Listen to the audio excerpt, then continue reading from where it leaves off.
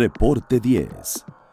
Entrevistas y comentarios con los personajes de la política, la economía, la sociedad, la cultura y el deporte que inciden en la vida de quienes habitamos en la península. Reporte 10.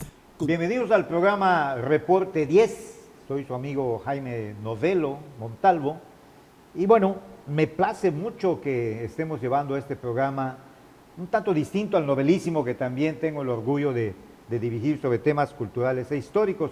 Pero dada que mi profesión es el de contador público, pues he estado inmerso por muchos años en la contaduría pública y eso me da, este programa también me da una satisfacción llevarlo a cabo porque puedo convivir con mis colegas y puedo hacer también un repaso, ya sea en preguntas o en respuestas de lo que sucede en este mundo tan árido, difícil, siempre de actualidad, siempre cambiante, siempre de interés, siempre en un eterno pugilato entre lo que es quien cobra y quien paga, o quien debe de cobrar o quien debe de pagar, o el que paga y no se hace el buen uso del dinero, o el que cobra y cree que no ha cobrado lo suficiente, en fin, todo un mundo en este aspecto. Así que, acépteme por favor esta pequeña introducción antes de presentar a mis invitados. En este caso tengo aquí a mi izquierda al contador público Dionisio Pérez Castañeda, egresado de la UNAM, avecindado en Cancún desde hace decenas de años y dedicado a una parte de la contaduría pública que es muy álgida, como es la especialización en temas fiscales. Dionisio, muchas gracias. No, al contrario, gracias por invitarme. Aquí estamos a sus órdenes, listos. Y aquí a mi derecha, el queridísimo colega Santiago Rejón Delgado, que también me da mucho gusto decir que comparte conmigo la responsabilidad de este programa. Esta primera parte, pues así lo hemos estructurado, la voy a llevar, la segunda parte del programa y sobre unos temas un tanto específicos y también un poco repetitivos, pero no repetidos como la primera vez se dijo, sino encontrándole aristas que a ti, mi estimado televidente y amigo, te puede resultar de interés. Estés dedicado o no al mundo de la contaduría pública, porque para bien o para mal, o mejor dicho, o todo lo contrario, como decía el famoso, te toca, nos toca, de alguna manera nos toca a todos el pago de impuestos. Así que me da mucho gusto también darle la bienvenida a Santiago. Santiago, muchas gracias. Hola, ¿qué tal? Buenos días. Pues vamos a estar hablando en el segundo tema de este día respecto a las outsourcing, pero en un tema alterno al que ya hemos platicado. Buenos días. Y va a ser un tema constante ese, por todo lo que, la ampolla que levanta las nuevas regularizaciones que hay en las outsourcing. Pues empezamos contigo, mi estimado Dionisio. Ok. Sí, claro. Mira, pues Dionisio, y te lo decía antes del programa, ¿qué pasa con el mundo de la práctica profesional de la contaduría pública? Para mí, desde hace años que ha pasado algo, descubrir lo difícil que se me hace la cibernética.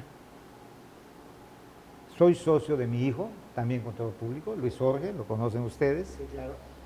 Está también en el Colegio de Contadores Públicos, como todos nosotros. Así es.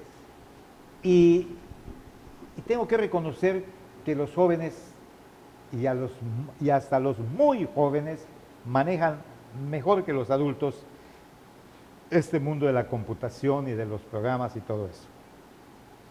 Y si algo se ha afinado, si algo se ha avanzado, según mi percepción, en el mundo del SAT, es la afinación, el dinero que le han metido, la inversión que han tenido en programas, en máquinas. Yo no tengo por qué estar adentro de las salas de cómputo que tiene el SAT, porque ya las adivino cómo están.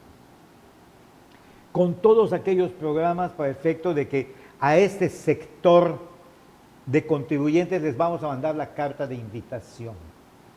Para eso es necesario un buzón tributario, que ahorita vamos a hablar del buzón tributario.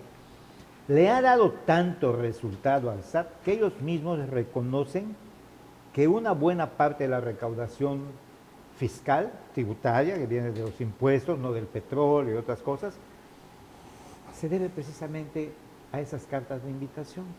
Yo lo interpreto como un legítimo mieditis que le da a alguien recibir una carta de invitación y siente que al elemento fiscalizador, al juzgador, al calificador, al ejecutor, lo tiene en casa. ¿Y cómo lo vio? Allá en la pantalla, nada más, ahí lo vio.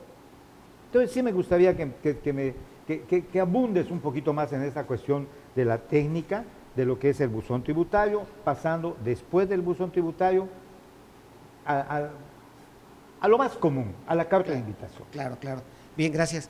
Bien, como dices, pues al final de cuentas estamos viviendo una época muy moderna, una época donde la tecnología en realidad es lo de hoy, las plataformas digitales, y yo siempre comparto que, como cualquier empresa, las empresas están buscando tener ingresos, ¿verdad?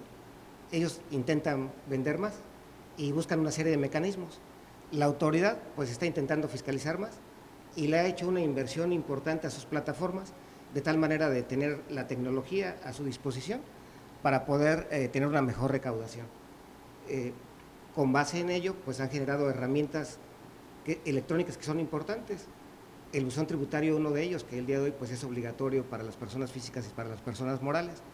Y como bien decías, pues le ha dado tanto resultado que le van insistiendo, lo van mejorando y nuestras reformas pues los van incluyendo dentro del Código Fiscal de la Federación para que tenga una fuerza más profunda. Y entonces el buzón tributario pues viene a ser un elemento y una herramienta en la cual la autoridad se acerca al contribuyente para hacerle notar que existe una deficiencia en la información que ha presentado o algo que no ha hecho, una declaración en la cual ha sido omisa. Y entonces, pues el día de hoy, bien decías tú, la autoridad mejora, pero los contribuyentes muchas veces no se actualizan en ese sentido. Y en esta época actual en la que estamos viviendo, pues obviamente es importante que hagamos esa actualización pues para que podamos hacerle frente a las cartas de invitación que la autoridad ahora nos va a hacer llegar, o ya nos está haciendo llegar, a través del buzón tributario. Efectivamente, yo veo que a veces hasta los que tienen buenas prácticas dentro de sus empresas para pagar los impuestos, les llega una carta de invitación y lo que sucede pues es que les llega un poco de temor, un poco de ansiedad, ¿no? Y ahí viene la incertidumbre. La autoridad ha utilizado ese elemento porque saben que les ha dado un resultado, saben que con eso han podido fiscalizar un poco más. Sin embargo, pues los que somos estudiosos de la materia, pues nos damos cuenta que había momentos en los que no había una buena fundamentación o no había situaciones reales para esa carta de invitación, pero que le da resultado, le da resultado. Así es. Una pregunta, Dionisio. Respecto al buzón tributario, sabemos que tenemos el buzón tributario y damos un correo, pero alterno damos otro correo para efectos de que tu correo tradicional, el que día a día abres, en ese momento tú te das por enterado de que ya tienes en tu buzón una invitación, un requerimiento o algún documento que te quiere notificar el SAT, ¿verdad?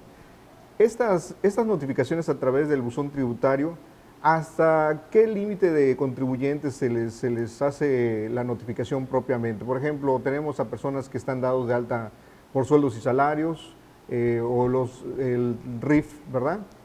¿A esos también les llega en el buzón tributario? Bueno, ahorita recordemos que existen ciertas situaciones. Por ejemplo, en el caso de los RIF, ellos no tendrían la obligación de estar en el buzón tributario, okay, y los de sueldos y salarios tampoco, y todos los demás pues tendrían que estar. Recordemos los asimilados a salarios, que ahora deberían de estar hasta un monto importante. Claro, la pregunta se efectuó con la intención de que el público que nos está viendo sepa hasta cuál es el alcance de la plática que vamos a tener, para que sepamos que arriba de los del RIF son a ellos a los que se les puede notificar, ¿verdad? Pero ¿quién es RIF, Santiago? Porque nosotros lo sabemos. Sí, exacto. Sí, exacto. Sí, ahora sí que los de régimen de incorporación fiscal, que son los se llama régimen de incorporación fiscal. Las siglas son RIF. Son las personas físicas que tienen actividad empresarial, pues por así decirlo. Las tienditas, ¿no? Las tienditas, los pequeños negocios, los micronegocios, y ellos pues pueden estar en el régimen de incorporación fiscal y que van a pagar su declaración de una manera Pero simple. tienen un monto tope. Sí, hasta los 2 millones. 2 millones de Hasta pesos los 2 millones. al año. Al año, exactamente. Entonces, las personas del régimen de incorporación no están manejando en términos generales lo que es el buzón tributario, pero sí pueden ser notificados mediante la vía tradicional, que es directo por parte de autoridades, ¿verdad? Sí, bueno, la autoridad va a seguir notificando en su oportunidad. El buzón tributario obviamente va a ser una herramienta para el global, pero pues en el caso de estas personas que quedan fuera del buzón, pues van a ser Para que no se, ubicados. sobre todo para que no se preocupen del buzón tributario, ¿verdad? Ahorita todavía no tienen la obligación. Pero pasemos al buzón tributario. En el buzón tributario, ¿qué es lo que podemos ser notificados en su caso? Bueno, como bien decía aquí el contador Novelo, en el caso del buzón tributario, pues nos van a llegar avisos, cartas de invitación, cualquier situación que la autoridad quiera iniciar con un contribuyente que esté registrado, va a poderlo hacer a través de ese buzón tributario. Quiere decir que el buzón tributario es el medio de comunicación que utiliza la autoridad para con el contribuyente, y te puede llegar desde una carta de invitación, un requerimiento o una notificación o el inicio de una auditoría electrónica o digital. ¿Cómo te das cuenta que ya aterrizó, por decirlo así, en tu buzón tributario una notificación? Porque pues los que ya usamos esta herramienta tan pues de a todos los días, que es la computadora, la cual pues le estamos diciendo ahorita a nuestra máquina de cómputo, pero también puede ser tu teléfono Ya celular, ahora puede ser nuestro teléfono o puede inteligente, ser ¿no? tu tablet, o todo. Sí, estás donde sea y estás. Yo me doy cuenta, o tengo en lo personal una norma de conducta con respecto a esto. Número telefónico que no identifico, no lo contesto. Porque si el que me habló sabe que no tengo el número, me puede enviar, no un WhatsApp, si yo no lo tengo registrado, pero sí me puede enviar un mensaje. Claro. O me pueden enviar también un mensaje de voz. En este caso, si el SAT tiene el interés, es porque ya nosotros nos registramos ante el SAT y ya dimos nuestro correo electrónico. Así es. Y vamos a poder identificar de dónde nos está llegando lo que nos vaya a llegar. Así es correcto. Sí, efectivamente. Ya, como bien decía Santiago hace un momento, nosotros desde que nos damos de alta en el buzón tributario, o ya desde que nos damos de alta en el Registro Federal de Contribuyentes, automáticamente damos nuestros datos informativos de contacto, ¿no? Entonces hay un correo y hay un número telefónico, que ahora para el registro del buzón tributario te están pidiendo un número de celular, por lo menos, Sí, claro. para efectos de que ellos puedan tener la comunicación y el alcance, Así y ya te es. puedan avisar por un mensaje Sí, de que estás teniendo un aviso. la complicación que hemos tenido, bueno, en lo personal me han llegado algunas notificaciones, pero te llegan el sábado en la noche, domingo en la noche, cuando estás descansando, y cuando en ese momento sientes que el mundo se te cae. ¿Es correcto estas invitaciones que te lleguen al correo precisamente en fin de semana?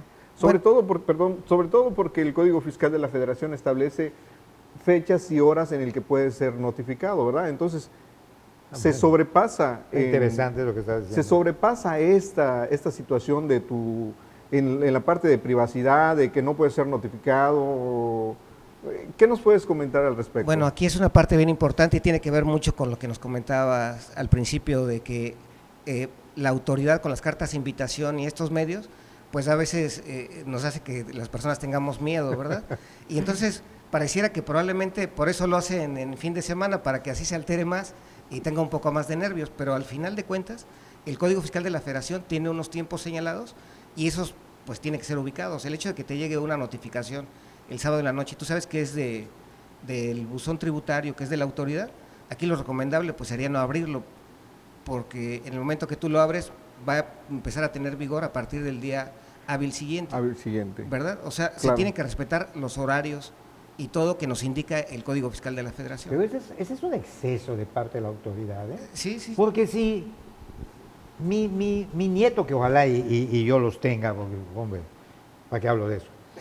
Pero un hijo, un vecino, un amigo, oye Jaime, préstame tu computadora porque la mía se atoró, lo que sea, y abre sin querer mi buzón tributario, pues ya me di por notificado, aunque otra persona haya, claro, estoy poniendo también un caso extremo.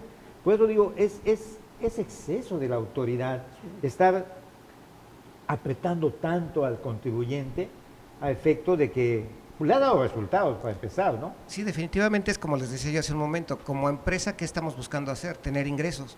La autoridad que está buscando, bueno, pues es una estrategia para tener ingresos, porque es real, nosotros que nos dedicamos a esta profesión, ¿cuántas personas no nos hablan de repente bien espantados? Oye, es que me llegó un correo en el buzón tributario, ¿qué hago? No, pues espérate hasta el lunes, ¿no? No, contador, es que lo quiero ver ahorita el sábado a las 9 de la noche, porque ya está presionada la persona. Entonces, yo creo que es una estrategia que pues les ha rendido un fruto, ¿no? Sí, desde luego que les ha dado resultados.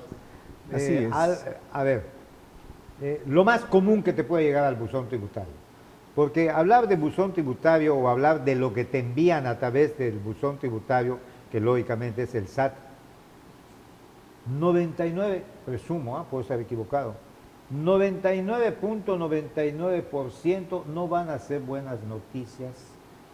Por lo general te van a avisar o te van a pedir una carta de invitación o decir que te equivocaste o que en tu declaración no coinciden los CFDIs que tiene captado el SAT contra lo que tú estás haciendo en tu declaración. Puede suceder que te estén avisando, por eso puse ese pequeño porcentaje que pudiera ser agradable la noticia, que te avisen que fue aprobada tu solicitud de compensación o de devolución, que eso es lo más lindo que hay, que se agilicen estas cosas, porque tampoco, ¿de qué se trata? Si somos profesionales, yo tengo mi tendencia natural de irme como el marinero que espera aguas bravas, ¿no?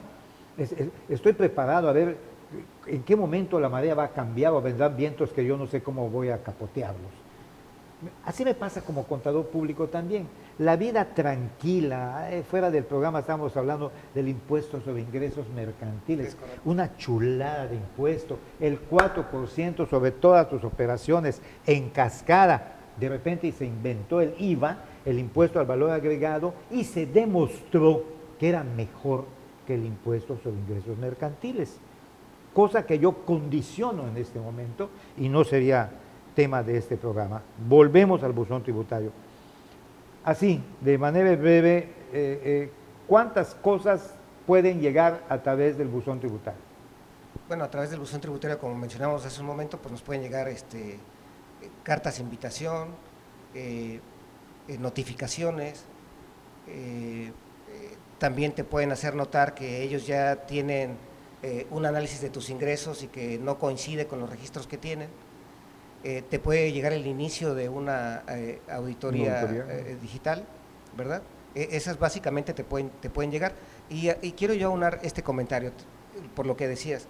O sea, ahorita todo es digital, ¿verdad? Estamos viviendo una era digital.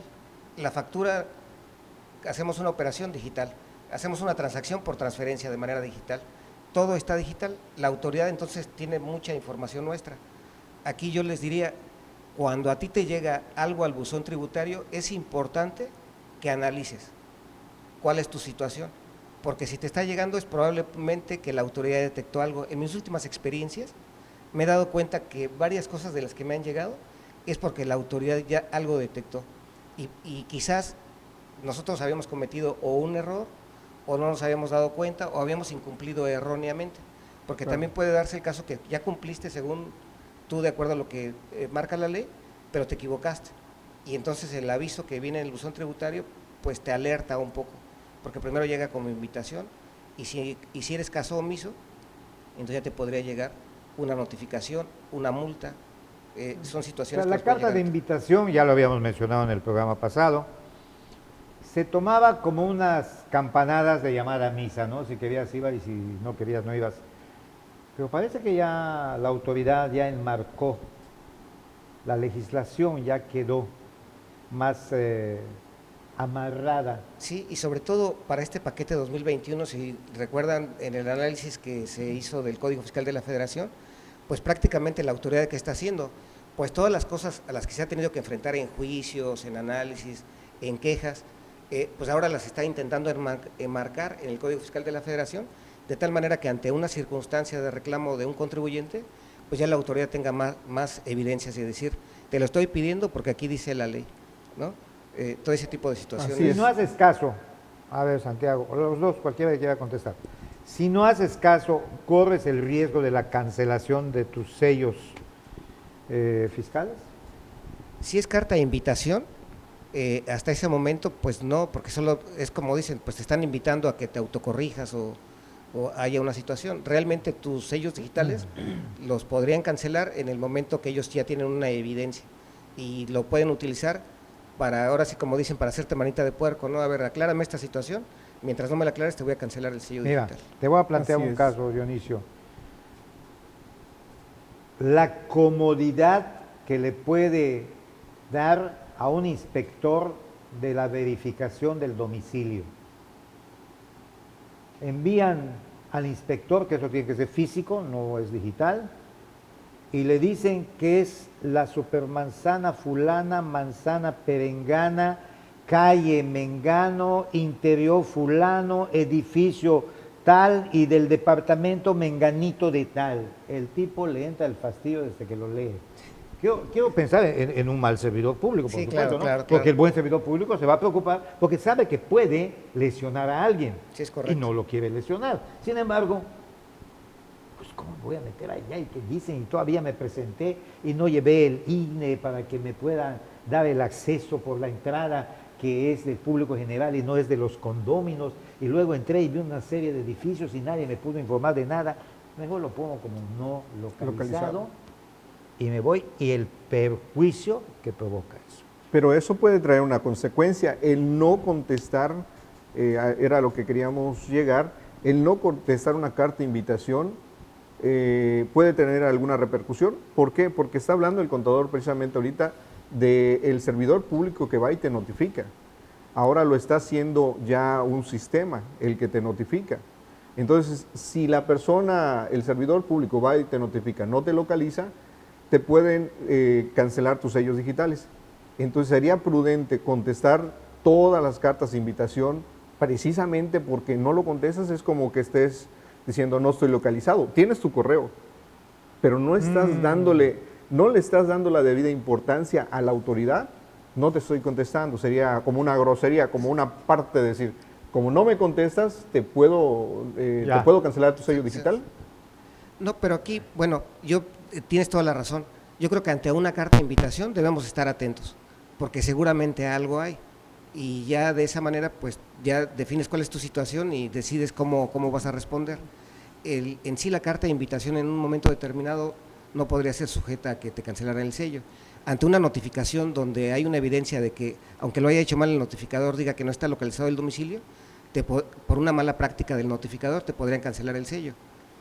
Aquí también es muy importante que nosotros como contribuyentes pues sepamos que debemos de cuidar ahorita todos esos detalles, que yo tenga domicilio localizado, que tenga evidencias de mi negocio y todo esto, para que si hubiese una mala práctica por parte de algún notificador, pues nosotros tengamos los elementos para decir, pues ni se presentó porque aquí yo hago esta práctica o este es mi horario y lo tengo establecido, ¿no? Entonces, tú sí recomiendas de que se deben de contestar todas las notificaciones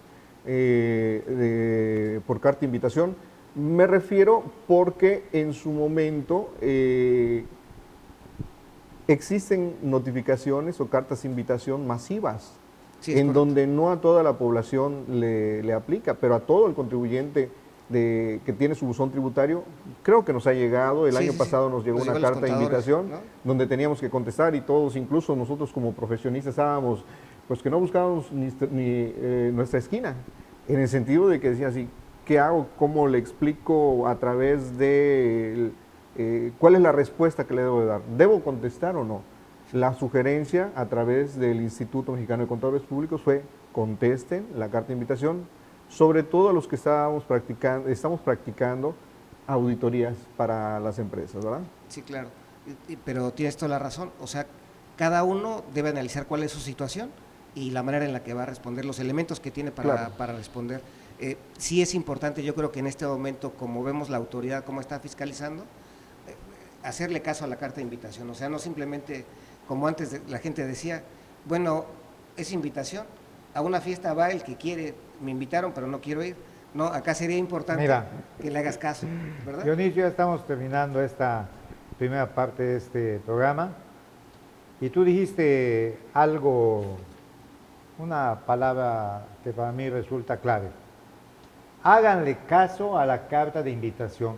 Mis estimados televidentes y amigos, háganle caso a su contador. Exacto. Pónganse en manos de su contador, dejen de estar presionando al contador para ver cómo hace su contador que pague menos impuestos. No, ningún contador hace que pague más impuestos su cliente. Le vamos a decir qué es lo que deben de pagar y el buen contador debe demostrar los porqués y decírselo a su cliente. Y con todo el respeto y con todo el cuidado de lo que voy a decir, nosotros nos preparamos para ser lo que somos. Ustedes los empresarios, nacen para ser empresarios, nacen para emprender y no necesariamente se califican o estudian técnicas, muchos ya sí, por supuesto, pero muchos no. Entonces, tampoco dominan todo, no tienen la obligación. Pónganse en manos de su contador y los mejores están en el Colegio de Contadores Públicos de Cancún AC. Con eso terminamos esta parte de este primer programa. Y luego para la segunda, que tú ahí tienes algo que platicar con Dios. Claro que sí. Regresamos. En un momento regresamos a Reporte 10.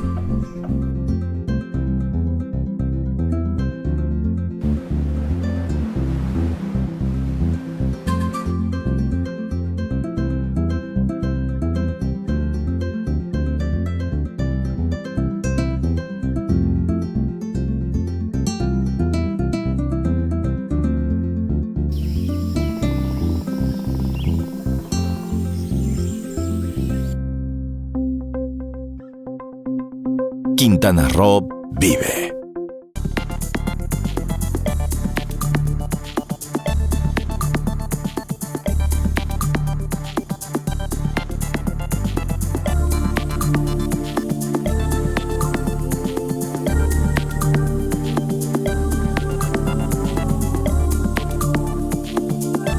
Vivir intensamente tiene un gran significado. En Hospital Americano tenemos más de 20 años en Cancún y con un excelente servicio médico. Área de urgencias, radiología y laboratorio las 24 horas. Visítanos en Retorno Viento 15 Supermanzana 4, teléfono 287-8022 al 29. En Hospital Americano, cuidamos lo más importante de tu familia.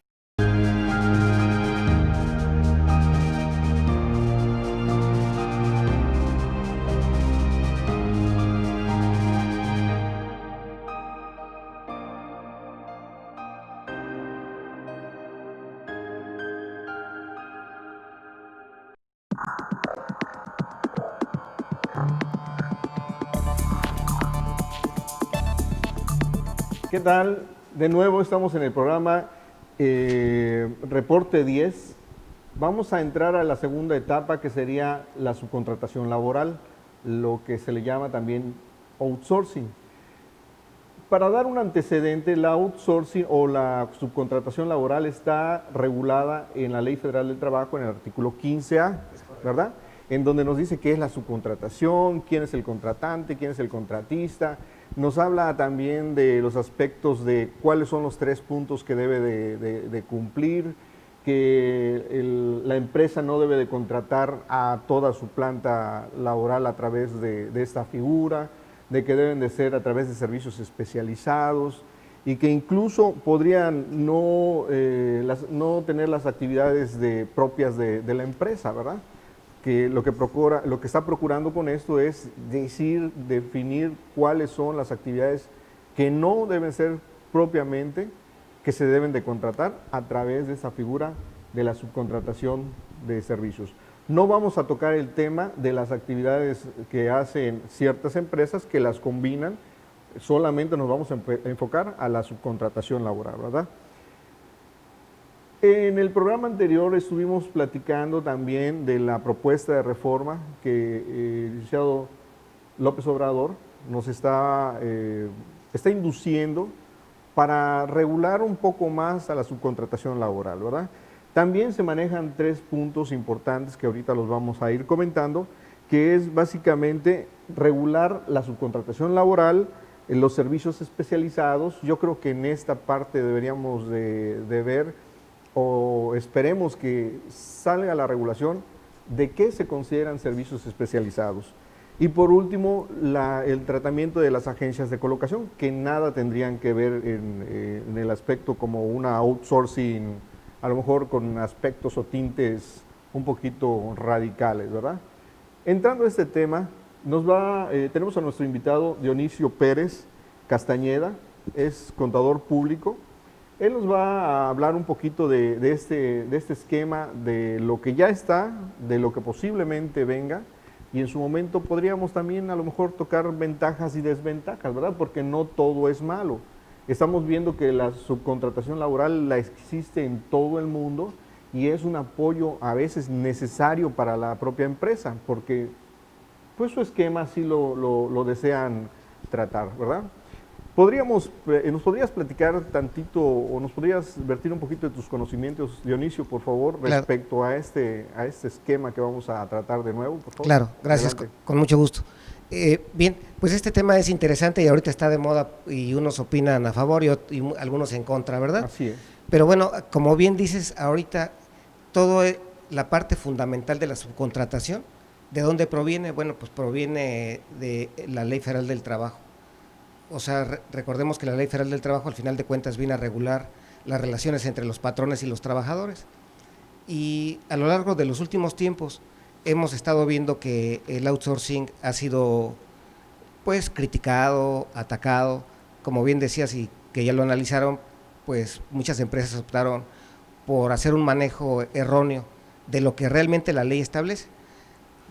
Tan es permitido y se está usando, y yo creo que el aspecto económico lo sugiere como en otros países, de que lo tenemos regulado en nuestras distintas leyes, en la Ley Federal del Trabajo, en la Ley del Impuesto sobre la Renta y en la Ley del IVA, en el Seguro Social. O sea, existe una regulación para poderlo manejar, ¿no? Claro. Entonces, en este caso, pues la subcontratación yo creo que está cuidando el bienestar de los trabajadores. Yo pienso que está en la Ley Federal del Trabajo y esta reforma que viene o este planteamiento de nuestro presidente es para generar un bienestar hacia los trabajadores. Y precisamente de los 3 puntos que actualmente contiene la Ley Federal del Trabajo es protección a los colaboradores de cada empresa. El primero de ellos es que pues no una outsourcing no puede contratar al total de la plantilla de una empresa, o no te puede proporcionar el total, sino solo una parte. Eso es importante pues para que se cuide a la empresa. La siguiente característica es que tiene que ser regulado a través de una especialidad. O sea, tenemos que contratar trabajadores que vayan a desarrollar dentro del negocio una situación especial, un trabajo especializado. Claro. Y el tercero es que pues no hagan trabajos similares entre los que está subcontratando dentro de la empresa. Y esto pues nos da un panorama importante porque de esa forma pues se cuidan los derechos de cada uno de los trabajadores. Esa es la parte medular de lo que actualmente existe. Ahora en la nueva propuesta pues lo que se está haciendo, como bien decías también, pues es una regulación con respecto a que se define efectivamente cuál es esa especialidad que tendría que ver con el objeto de la empresa, ¿verdad? Que son los puntos importantes. Ahora yo creo que lo que se está intentando cuidar aquí es precisamente que se haga un manejo adecuado con respecto a la forma en la que se manejan los salarios y la prestación de los servicios, pues para que tanto la empresa como el trabajador pues estén bien ubicados, ¿no? Estaríamos hablando de una protección mayor hacia el trabajador, ¿verdad? ¿Por qué? Porque le va a brindar tal vez con las nuevas regulaciones el cómo, el cuándo se deben de hacer las cosas, porque hay mucha inseguridad. Hay muchos trabajadores que pues, nos han comentado el día a día de que no están seguros, que porque no les pagan PTU, que no les pagan vacaciones, que en tanto tiempo les cancelan el contrato. Entonces, toda esta inseguridad, la antigüedad, porque son salarios bajos, ¿crees que la autoridad está buscando precisamente esa protección hacia esa clase de trabajadora a la que requiere tener esos incentivos para que a futuro tenga pues una pensión, como bien platicábamos en algún momento, ¿verdad? Claro. Porque no es lo mismo tener una pensión por 1 o 2 salarios mínimos que por un tope máximo que se pueda considerar, ¿verdad? Sí, fíjate que tienes razón. Yo creo que aquí lo que se está cuidando es a los trabajadores. Recordemos que lo que está en la propuesta es que a través de la Secretaría del Trabajo y Previsión Social exista una regulación para este tipo de empresas. Al existir una regulación, que ahorita en la propuesta está de que van a proponer esa regulación en un periodo de 4 meses, pues precisamente es cuidar esos detalles que hemos estado viendo en la práctica, que alguien ha hecho un mal manejo de ese tipo de empresas y los afectados primeros pues son los trabajadores, porque no nos damos cuenta, a veces están pretendiendo ahorrarse una cantidad de dinero, pero a través de ahorrarse esa cantidad de dinero se está perjudicando al asalariado. ¿Y por qué se está perjudicando? Bueno, pues se está perjudicando, como bien lo decías ahorita, en las pensiones, en los accidentes de trabajo, en las incapacidades, Infonavit. el Infonavit, porque no tienen acceso a los créditos. Y otra cuestión importante, que bueno, parece que ya tocaron ese tema, pero ya vemos que a veces como no están bien reguladas las outsourcing, pues de repente el trabajador está en una empresa y de la noche a la mañana lo pasan a otra empresa y luego lo pasan a otra empresa. Entonces, no propiamente va perdiendo los derechos, sino sin embargo van perdiendo la continuidad. Y eso pues trae una afectación directa al trabajador, porque a lo mejor estuvo 6 meses en un lugar y cuando lo cambian pues perdió pues, precisamente su derecho para participar en el Infonavit, por ejemplo, o tramitar un crédito. O el reparto de utilidades, si no llegó a cumplir lo que marca la ley para que tenga derecho a ese reparto. Exactamente, o sea, a veces ese tipo de manejos pues son para eso.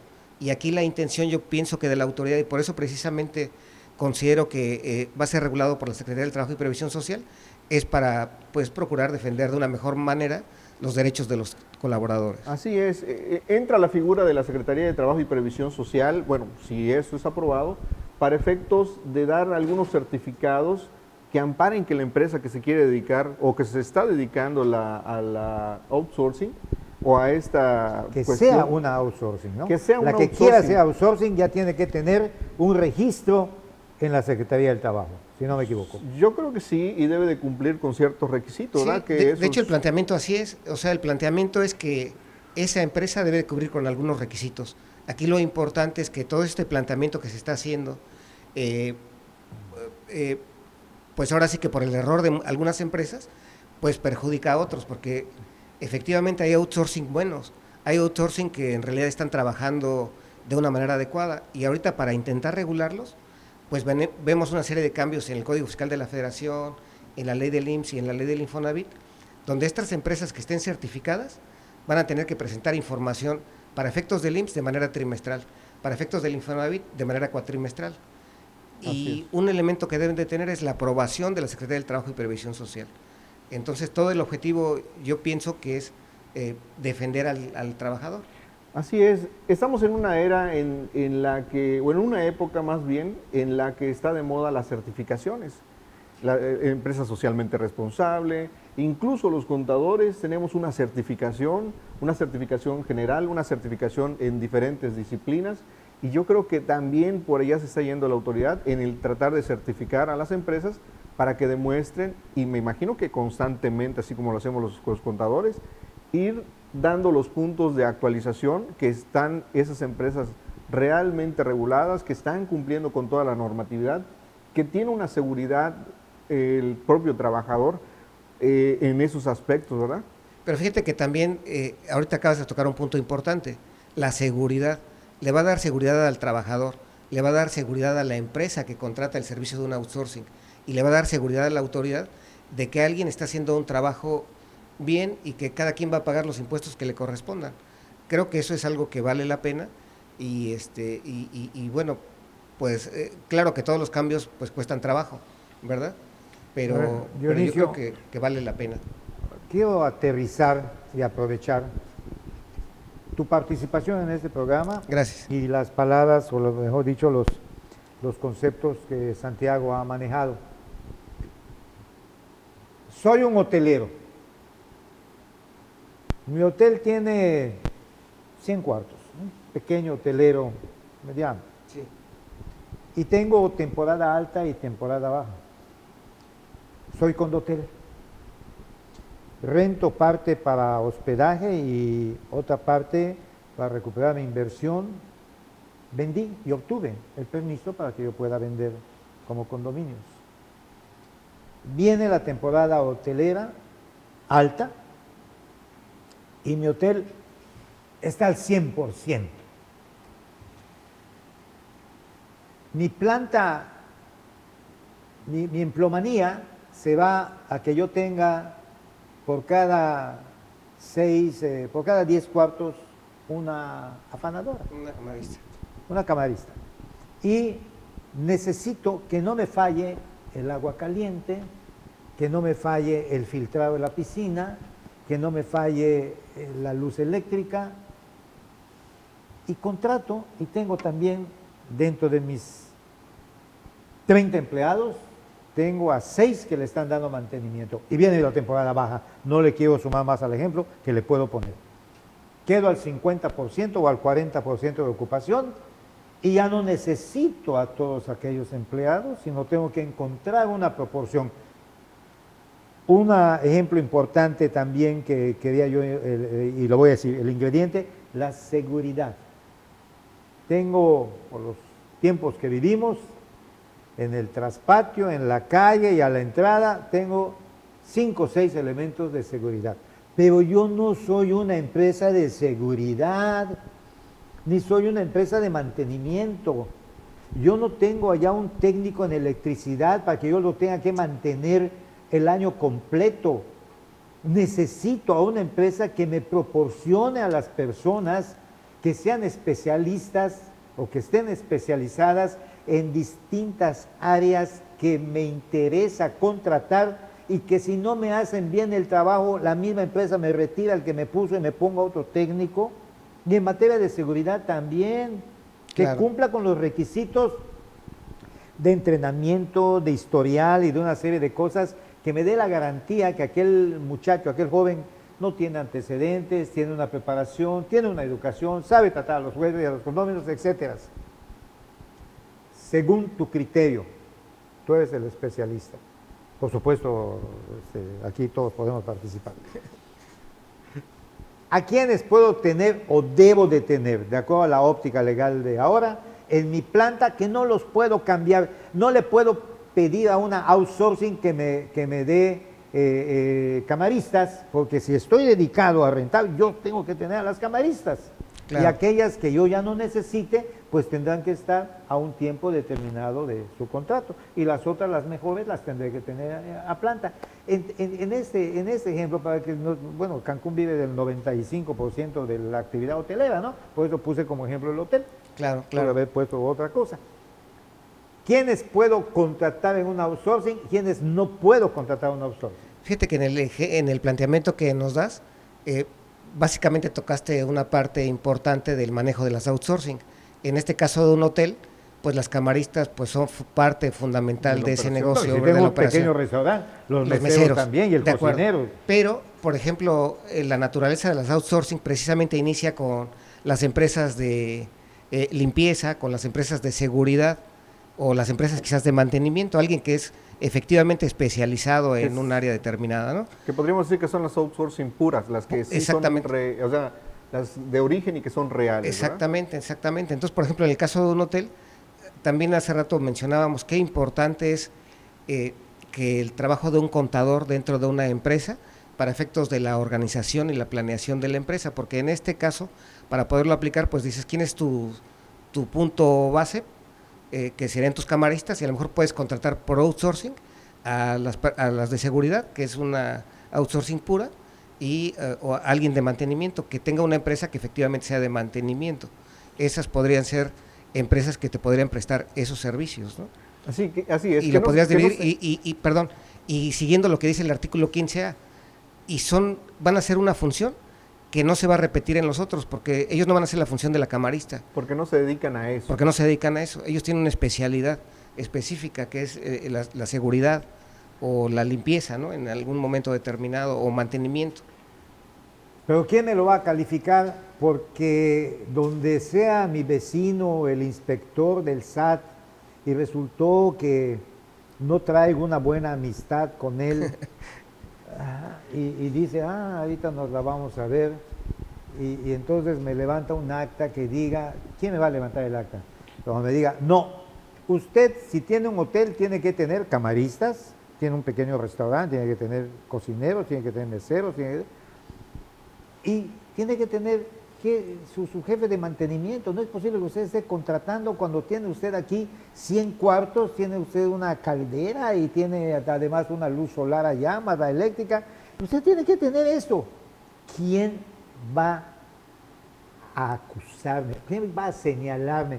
¿Quién va a tratar de sustentar? Esa es una incógnita para mí, porque yo le voy a preguntar o le voy a decir a la persona, en el ejemplo que estoy poniendo, ¿y usted quién es para decirme todo lo que me está diciendo?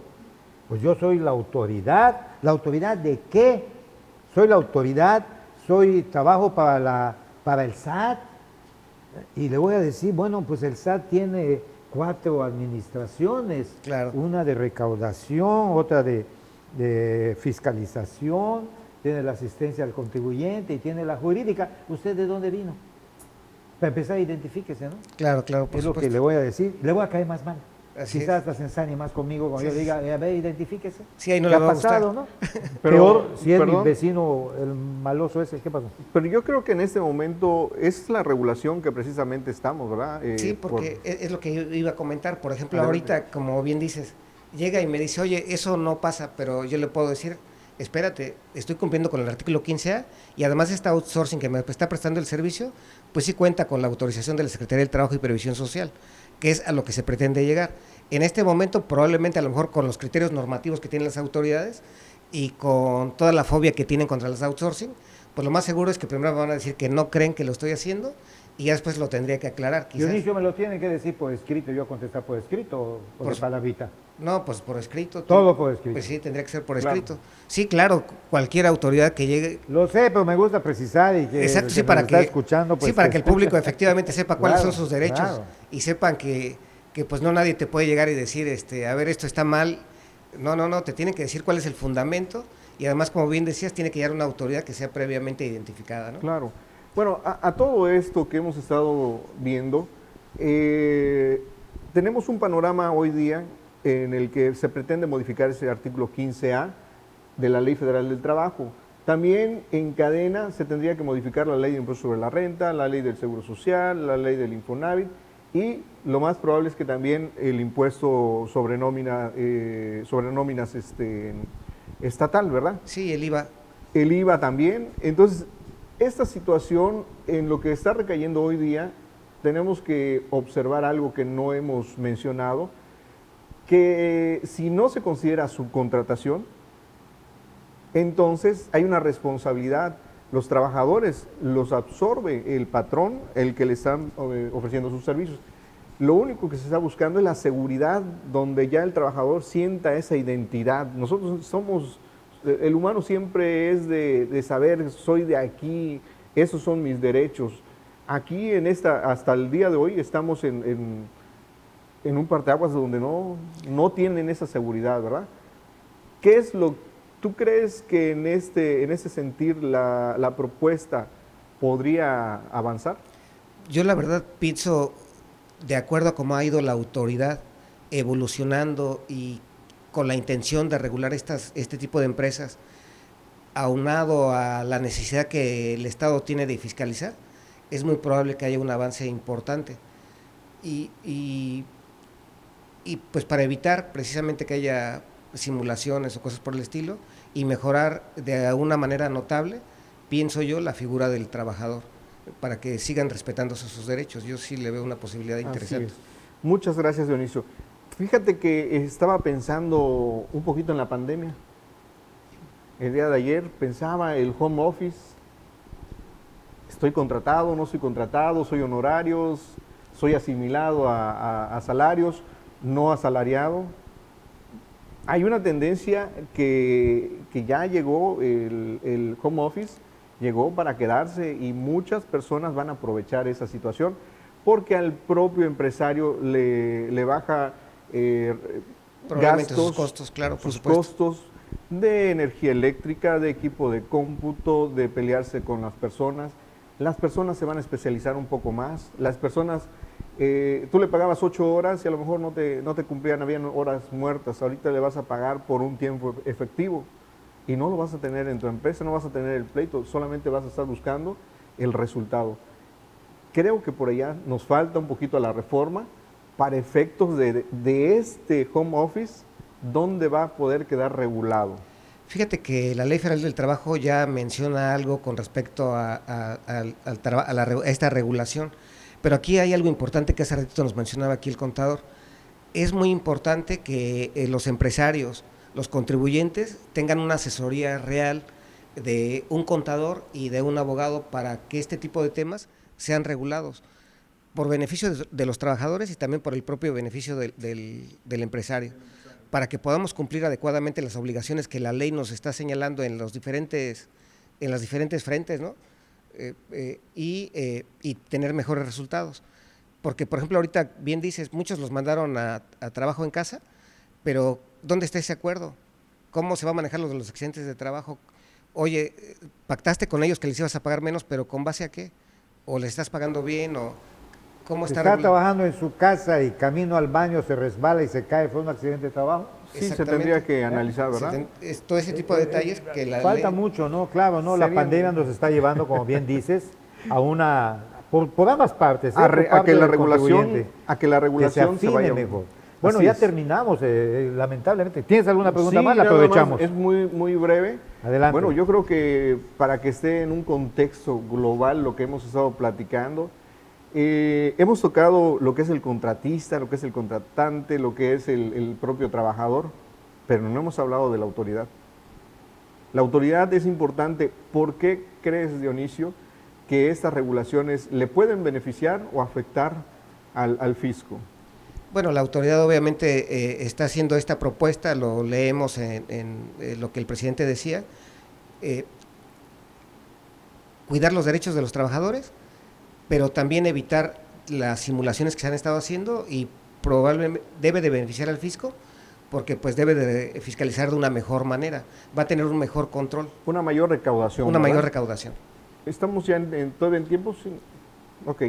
Bueno, sí, es precisamente a eso quería llegar, ¿verdad? Porque a final de cuentas, ¿qué sucede con las empresas que incluso simulan un poco las operaciones o que tienen realmente la operación, pero no le pagan al trabajador los salarios reales en el concepto de sueldos y salarios, que es el que podría estar grabando en su momento el ISR y que esto le beneficia al fisco, porque también el fisco requiere de esa recaudación, ¿verdad? El día a día nosotros tenemos la energía eléctrica de la calle, la pavimentación y otros beneficios que nos da el que estemos contribuyendo, porque es, creo que prudente también hablar de contribuir, ¿verdad? Es correcto, fíjate que tienes toda la razón y fíjate que aunando los conceptos que hemos dialogado en este momento, que son el beneficio para las empresas, el beneficio para los trabajadores y el beneficio para la autoridad, basado en la asesoría de un contador para que se hagan las cosas bien, se respeten los derechos de los trabajadores, el empresario esté vigilando sus ingresos para que tenga unos costos adecuados y la autoridad pues pueda recaudar lo que le corresponde. Y en el caso de los asalariados, recordemos que en el padrón de contribuyentes, los asalariados pues prácticamente están cautivos, entonces la autoridad le está apostando a este tipo de reformas para tener un mayor control, pues para poder tener mayores recursos. El asalariado también paga impuestos. Exactamente. Es el que más paga es el que más paga y además es cautivo porque él no puede decir hoy no voy a pagar mi declaración o me voy a casar y hoy no me descuentes. Se retienen, por Entonces, yo creo que es un beneficio para el Estado. Aquí lo importante, mi punto de vista es que hace rato alguien decía, a veces le llaman al contador para preguntarle, oye, ¿cómo le hago para pagar menos? pero aquí lo importante es que el contador te va a funcionar para que hagas bien las cosas, y aparte el día de hoy pues pensar no en cómo le hago para pagar los impuestos, más bien cómo le hago para financieramente poder generar más ingresos, ¿no? O lo que sea lo justo, lo correcto, ¿verdad? Claro. Yo creo que eso debe ser la media, tanto para el fisco como para el empresario, el trabajador, y por supuesto que la persona que es especialista, lo voy a decir en otras palabras, zapatero a tu zapato. Mencionaba hace un rato que el empresario, pues dedícate a la parte empresarial, a la parte de generar el ingreso. Si tú que eres bueno para vender, y aumenta tus confiar ventas. en la figura del Visionario, contador ¿no? público, Visionario, ¿verdad? arriesgado. El empresario es empresario las 24 horas del día. Así es. El empleado 8 horas y quizá un poco más al día. El burócrata, pues creo que va por la mitad de esa cosa, ¿no? Con todo el respeto, hay burócratas buenos, también hay empresarios que no son tan buenos. Pero, ¿qué es lo que nos va a dar todo esto? ¿A dónde nos conlleva? Yo quiero hacer un pequeño resumen y concretizar. Nos va a llevar a algo que nos hace falta, nos ha hecho falta hace rato, saber exigir. Lo decía Fausto en el programa anterior. Cuando tú vas a la tienda, vengo a comprar 1 kilo de queso gallo y te dan 800 gramos. Le vas a reclamar al tendero. ¿Eh? Y si contratas en tu casa la reparación del boiler y resultó que tampoco se prende el piloto, vas a llamar y vas a exigirle. Bueno, ¿y por qué cuando estamos pagando impuestos no le exigimos a la autoridad? Ahora, ¿vas tú solo a exigirle? Es una como dice, no hace verano, una golondrina no hace verano.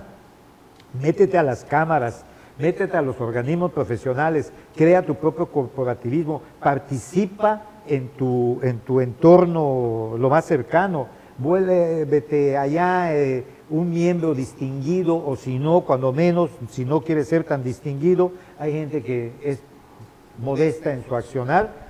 En tu colonia, haz presión, porque la autoridad no es el marciano que vino a gobernarnos, somos nosotros mismos que llegamos, al que tiene la vocación de caminar hacia lo que es autoridad, en cualquiera de los 3 niveles, municipal, estatal o federal, y en cualquiera de los mundos, ya sea el administrativo o sea el político, en una Cámara de Diputados o senadores, pues no son marcianos, y si no les exigimos a ellos, nada más estamos viendo la danza de las discusiones y pleitos que se hacen y que por los medios nos vamos enterando, y nosotros, ¿qué estamos haciendo? No, dilo tú, no, quémate tú, no, yo no. Oye, es una parte muy humana que padecemos y que hay que sacudirla para poder avanzar como sociedad, ¿no?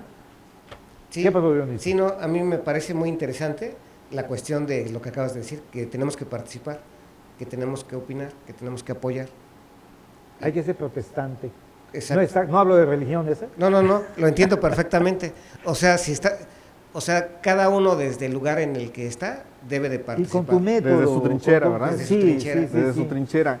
Hay un tema que hemos estado dejando un poquito atrás en razón a esta cuestión de subcontratación y que es lógico que debamos de tocar, que son los delitos que se dan en caso de incumplimiento con esta normatividad el día de hoy.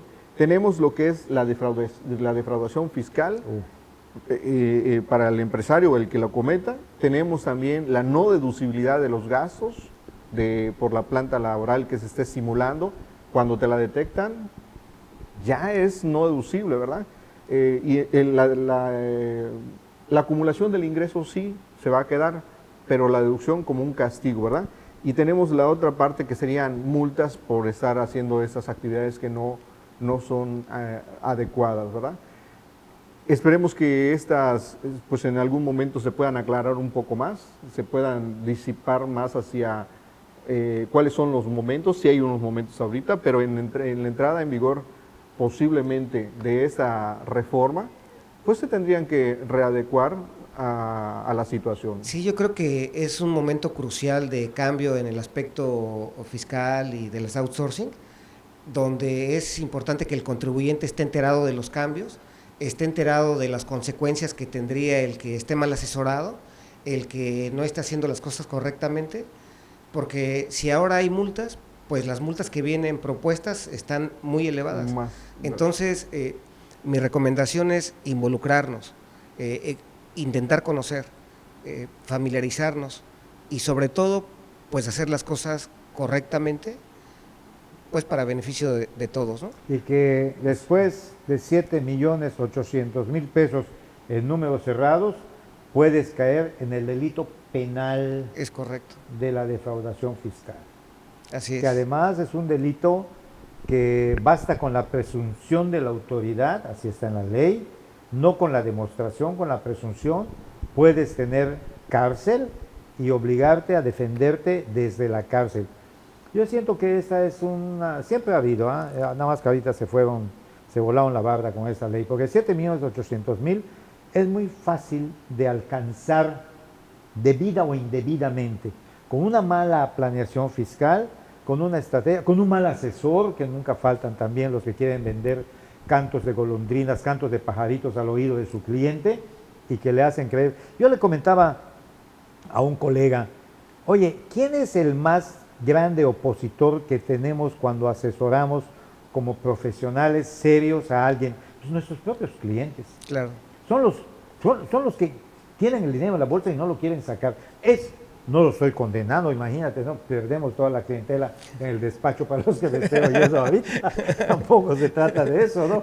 Una disculpa. Bueno, a los que vaya la disculpa. Pero es que es la verdad. Nos pasa esa situación y luego nos vemos nosotros en medio, los que somos profesionales y profesionistas, y debemos también empujar para ello. Tenemos códigos de ética, tenemos una serie de cosas que están parados en una alfombra de lujo, pero que se mueve la alfombra, ¿eh?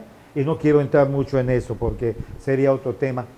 Pero bueno, Dionisio, ya me hizo la seña Víctor Hugo, estamos terminando el programa, esta segunda parte del programa, además muy bien dirigida por parte de Santiago. Pues Santiago, te dejo la última pregunta que tengas, ya vi que tienes más, eso va a dar para más programas. Para cerrar el programa, ¿algo más con Dionisio? No, pues yo creo que tendríamos para muchos programas. Ya ven que se tocó el tema de nuevo de lo que son las outsourcing.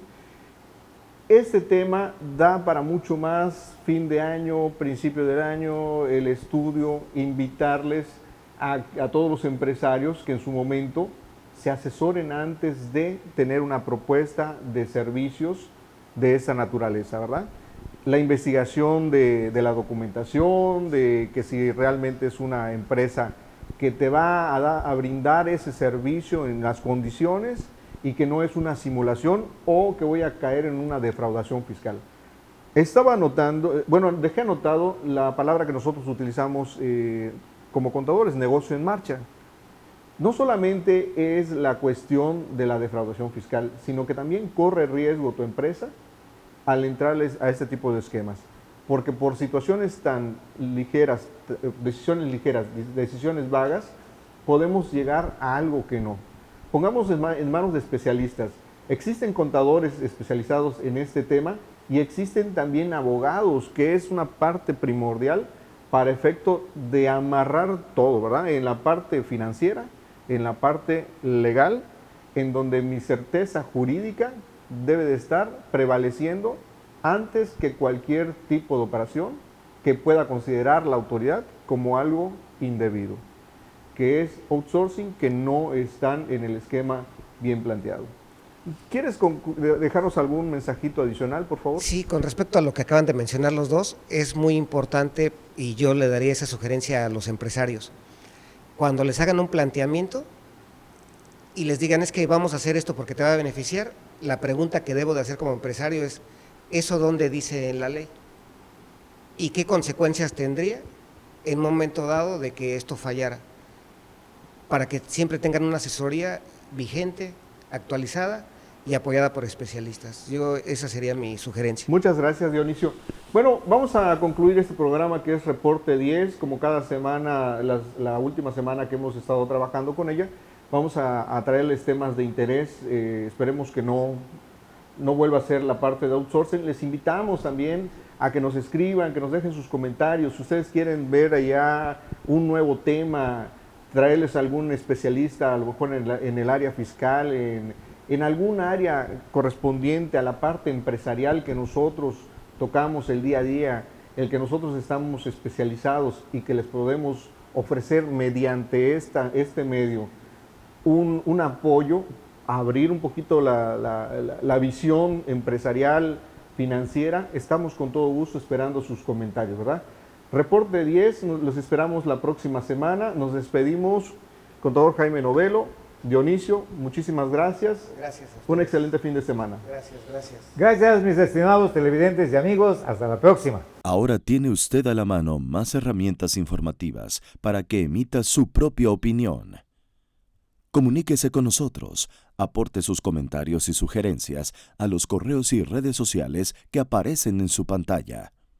Mientras, le invitamos a sintonizar Reporte 10 la próxima semana, a la misma hora, por esta señal que siempre va contigo.